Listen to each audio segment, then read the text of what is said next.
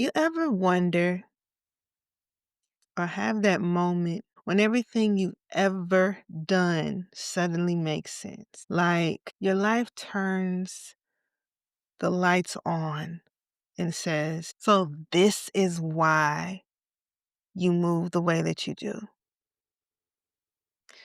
I had that moment in 2022. I learned that I'm a la- I learned that I'm a life path number 1. And it wasn't confusion. It was confirmation. It felt like my soul nodding back at me saying, you were born to do it. You were born to lead. Everything. My drive, my restlessness, my need to start new things. It all clicked. This wasn't random. It was divine design. So let me break this down for you guys who are confused about what I'm talking about when I say life path number 1. In numerology, your life path number is calculated from your full birth date. You add up the month, the day, and year digits, reduce them to a single digit, and that number reveals the vibration of your soul's journey in this lifetime. Basically, what your destiny is supposed to be, right? And the only time you don't reduce it down to one number is if you add up all those numbers by single digits and it comes up as an 11, a 22, or 33. For instance, if your birthday is February 25th, 2025, okay, you'll do 2, which is the month of February, plus 2, plus 5, plus 2, plus 0, plus 2, plus 5. That's how you have to add it up, okay? Now, the number 1, that's the leader, the initiator, the pioneer. It's the one that says, I'll go first. The 1 is courage, independence, innovation, and purpose. But there's a part that people don't talk about. It also carries lessons, loneliness, surrender, the challenge of self-trust. Being first means leaning into the lessons that you learn. You learn that you don't have to do it all alone, but sometimes you just have to be first and you have to lead the charge. When I look back, I've been walking this path since forever. In high school, our dance coach left right before basketball season. She let us know that she was leaving. But with no coach, that means no team. Everybody was disappointed, but something in me said, we're going to find a coach. We ain't going out like that at all. Okay? So I stayed after school and I went down every hall and knocked on every door. And it didn't matter who it was, male, female, dancer or not. I was determined to find someone willing to coach or who knew someone that would coach. And I did. I found a teacher who connected me with another teacher, and the torch got passed. If I hadn't moved, we wouldn't have had a team. That's life path 1 energy. And I think that was my junior or senior year that I had to go through all of that. How that energy works and how it's been working, if it's not there, I'll create it. If nobody's stepping up, I will. And discovering that I was a life path number 1 and reading all that it entails, studying it, it just, everything, all these stories just clicked and it just made sense. But here's the thing. When you're that person, it hits you early that if you don't do it, sometimes it just won't get done. Or that saying people say, if you want something done right, you have to do it yourself. Leaders have that energy, okay? That's just, it comes natural. It comes natural to them.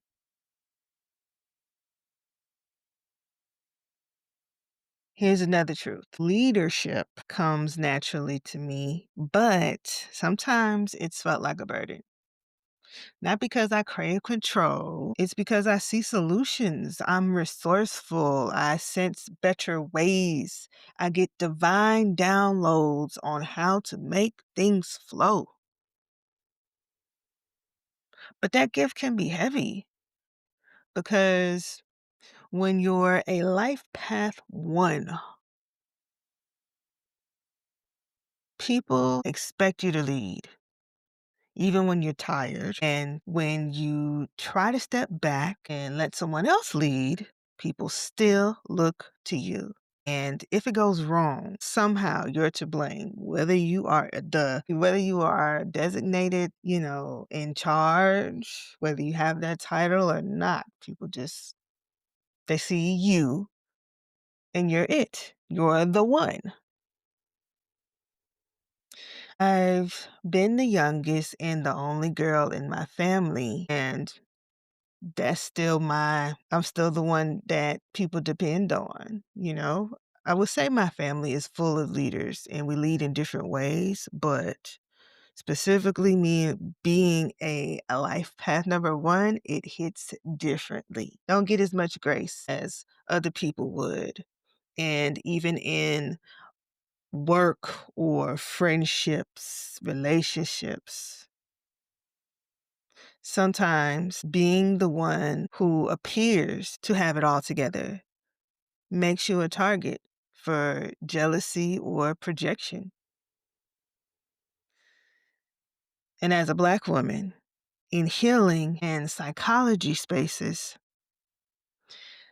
that leadership takes a deeper weight. Those systems weren't designed for us. So I had to become the kind of leader who builds outside the lines. That's why I coach differently. Because my community needs healing that understands every aspect of who we are. Leadership for me looks like building what I wish existed and refusing to apologize for it. Now, when you combine that with the human design part of my chart, being a manifesting generator just amplifies that. When that inner yes hits, I move. It's also my Mars in Sagittarius. Mars is the energy or your gas that fuels how you make decisions or your action, right? In my astrology chart. But the manifester in me starts it, the generator in me finishes it. That synergy is beautiful when I'm in flow, but here's the edge. Boredom. When the spark fades, I'm out. And as a leader, that guilt creeps in.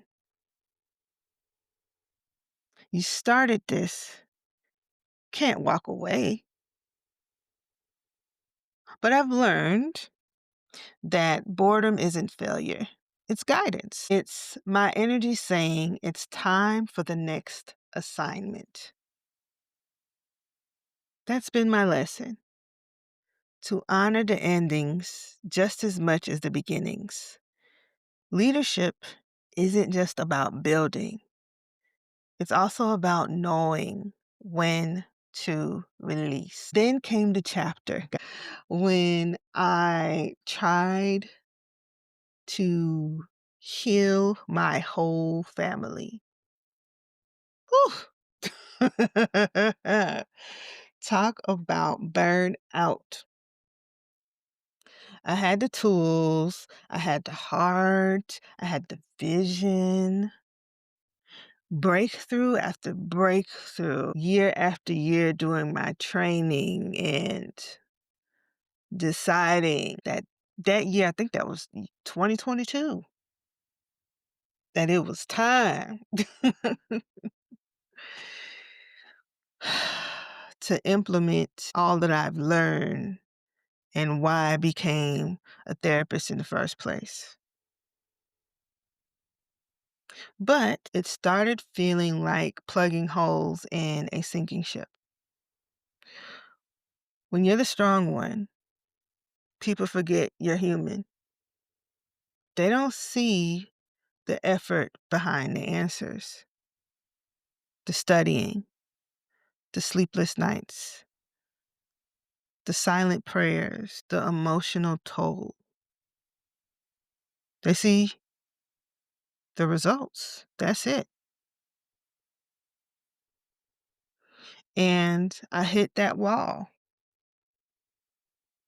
I realized you can lead a horse to water, but you can't make it drink. That famous saying became true.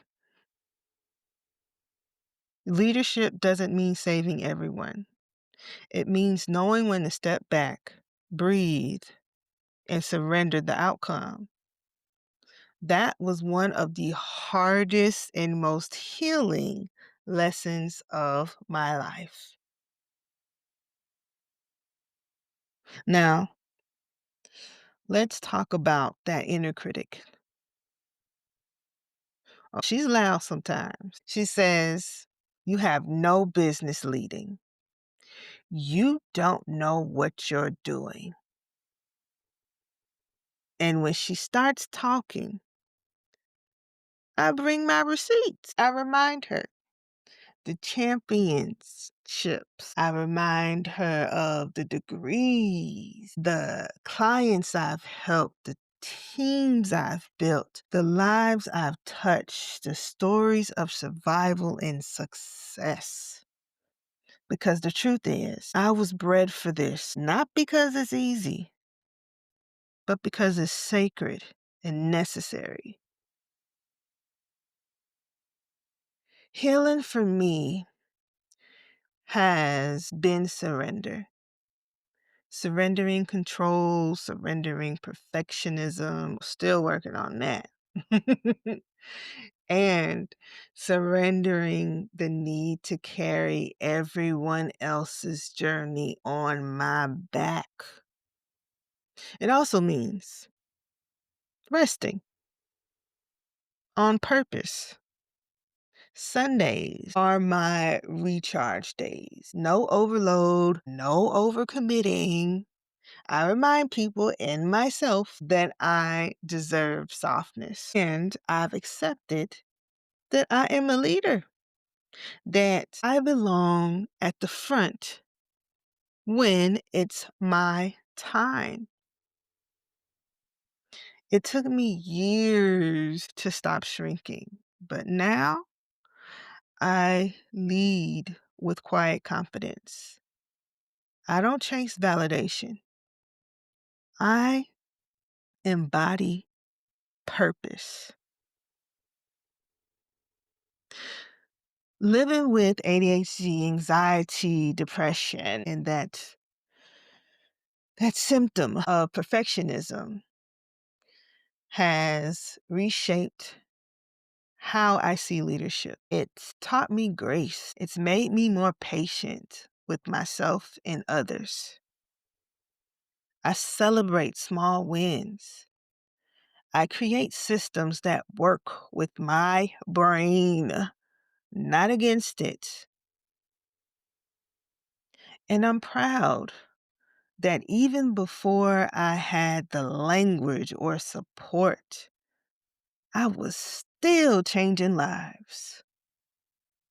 That's leadership too. The ability to show up imperfectly and still make an impact. When I look at people who carry the same life path, one vibration, I see reflections. Martin Luther King Jr., willing to be the face, to risk it all for justice. LeBron James, turning pressure into purpose, building a legacy beyond the game. Steve Jobs, the visionary who refused to settle for good enough. Each of them represent that pioneering energy, the courage to innovate, to take the hits, to stand alone when necessary. And if you're a life path number one, you know that feeling is deep in your bones. I remember being upset when my college dance team didn't perform for homecoming after I graduated. And when I asked one of my former teammates, who was actually the president my few years that I was on the team, he said, there were no Latonyas on the team. That was the answer as to why the team wasn't able to perform and continue in the way, in the legacy that was there when I was on the team. And as much as that stung, it confirmed me. Sometimes your presence is the difference between something thriving or dissolving. That's not ego. That's stewardship. It's the call to lead, to mentor, to build systems so things don't collapse when you're gone. That's the mark of a leader. And I wasn't in charge on that team. I avoided I avoided at all costs, but still my position, regardless of the title. Always, always creating something that can stand without you. It should be the goal, you know? And I had that guilt. But hey, I wasn't in charge at the time. Just my spirit and my drive is what kept it going. So unfortunately, you know, wasn't enough Latonyas on the team, unfortunately. So if you're a life path one, listening to this, I want you to feel seen, validated, grounded, inspired. You belong at the table you keep building. You're not an imposter. You are the assignment. Stop second guessing the way you naturally take charge. That's your gift. Let this episode be your confirmation. You are not too much. You are exactly enough for the path your soul signed up for.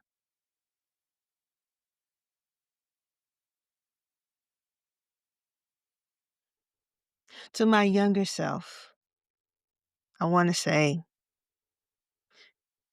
you belong there.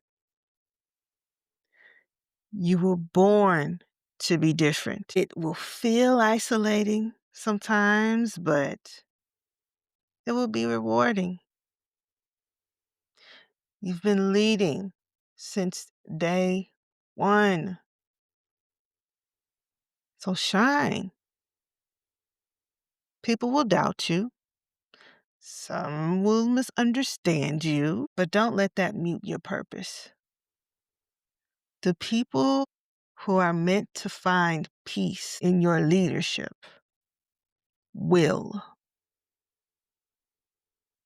and they'll be grateful you didn't shrink. I promise you that. So the truth about being a life path, one, to bring it all together, you are the door. Not because you're better than anyone else, but because your soul volunteered to go first.